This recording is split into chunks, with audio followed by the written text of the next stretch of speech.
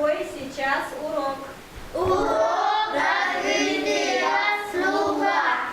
Верно. Они не совсем внятно выговаривают целые предложения, но для них это уже настоящий подвиг. Каждое слово ребятам с проблемами слуха дается с большим трудом. В интернате для глухих и слабослышащих детей созданы все условия. С ними каждый день работают учителя-дефектологи. Всего в центре около 300 детей.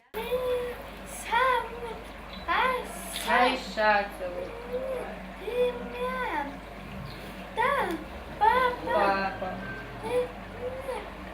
Нравится, да? Нравится. Спасибо, девочки, хорошо.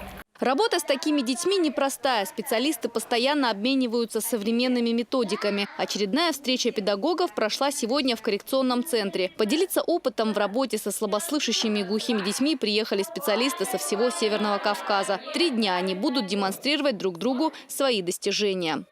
Это очень важно для наших коллег увидеть воочию, соприкоснуться с детьми с ОВЗ, научиться каким-то моментам, каким-то приемам в работе с детьми с ОВЗ.